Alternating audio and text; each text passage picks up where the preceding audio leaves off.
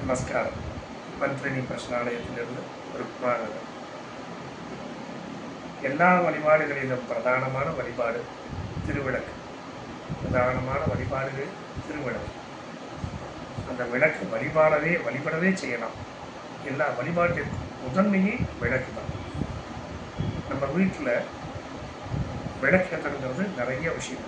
இன்னைக்கு ஏகப்பட்ட பரிகாரங்கள் விளக்கு மூலமாக தான் நிவர்த்தி ஆகணும்னு சொல்லுவோம். அப்படி என்ன அந்த விளக்குக்கு முக்கியத்துவம்? விளக்கு எதில் ஏற்றலாம், எந்த எண்ணெயில் ஏற்றலாம், எப்படி ஏற்றலாம் எல்லாம் நம்ம கேட்கறதுனால அடிப்படையாக விளக்கு குடிசை வீடாக இருந்தாலும் பெரிய வீடாக இருந்தாலும் எவ்வளோ வசதி இருந்தாலும் விளக்கு என்பது ரொம்ப முக்கியம். அது மண் விளக்காக இருப்பது ரொம்ப விசேஷம். எப்போ ஏற்றணும்? சந்தியா வேலைகள். எது சந்தியா வேலை? உதயத்திற்கும், அதாவது இரவுக்கும் பகலுக்கும் முடிவு. இரவின் முடிவு பகல் ஆரம்பம், பகலின் முடிவு இரவு ஆரம்பம். அப்போ அந்த வேலையை சந்தியா வேலைன்னு சொல்லுவோம். காலையில் 5 மணிலேருந்து 6, சாயங்காலம் 5 மணிலேருந்து 6. இந்த 2 வேலையில் தான் விளக்கணும். ஆமாம், நிச்சயமாக இந்த 2 வேலையில் தான் விளக்கு ஏற்றணும். அப்போ அந்த விளக்கு எப்படி ஏற்றணும்? நீ ஒவ்வொரு முறையும் ஏற்றும் போதும் புது திரியிட்டு தான் ஏற்றணும். எவ்வளோ நேரம் நீங்கள் விளக்கு எரியணும்னு ஆசைப்படுறீங்களோ அதுக்கு தகுந்த மாதிரி எண்ணெயோ நெய்யோ விட்டுக்கலாம். கட்டாயமாக 5 கூட்டு எண்ணெயோட விளக்கு ஏற்றக்கூடாது. 5 கூட்டு எண்ணெய்ங்கிறது தனித்தனியாக வச்சுக்கணும். நல்லெண்ணெய், தேங்காய் எண்ணெய், இழுப்பெண்ணெய், ஆமணக்கெண்ணெய், நெய். இந்த 5 தான் விளக்கேற்றுவதற்குரிய எண்ணெய்கள். வீட்டுக்கு 5 எண்ணெயும் ஏற்றணும் அப்படின்னா ஒவ்வொரு எண்ணெயும் ஒவ்வொரு விளக்குல ஏற்றணும். அந்த விளக்கு கீழே பித்தளை விளக்கா இருக்கலாம், வெங்கல விளக்கா இருக்கலாம், வெள்ளி விளக்கா இருக்கலாம். ஆனால் விளக்குல இருந்து எண்ணெய் ஒரு பிட்டு கூட கீழே சொத்தக்கூடாது. எண்ணெய் மகாலட்சுமியுடைய ஸ்வரூபம். லக்ஷ்மி சொட்டுனா என்ன ஆகும் அப்படின்னு நம்மளுக்கே தெரியும். அதனால அது பண்ணக்கூடாது. விளக்கை எப்படி ஏற்றணும்? தீப்பெட்டி கொண்டு ஏற்றலாமா? கூடாது. அதுக்கு முன்னால் அதுக்கு உபகரணமாக இன்னொரு கை விளக்கு, ஒரு பொடி விளக்கோ அல்லது கை விளக்கோ ஏதோ ஒரு விளக்கு வச்சுக்கோங்க. அதில் சின்ன அளவில் நெய்யோ எண்ணெயோ இட்டுக்கோங்க.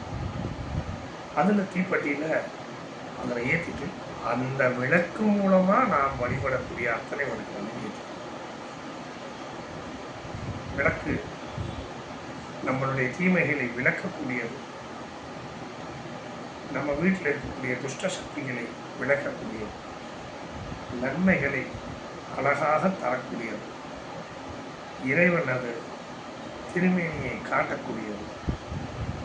இறைவன் ஜோதிஸ்வரூபமாக இருக்கிறான் என்பதை நாம் உணர்த்தக்கூடியது.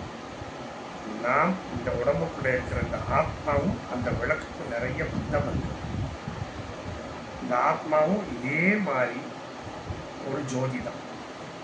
ஆனால் அது பாகவதத்திலையும் பகவத்கீதையிலையும் நம்ம முடியை விட பல்லாயிரக்கணக்கான மடங்கு சின்னதாக இருக்குன்னு சொல்கிறாங்க.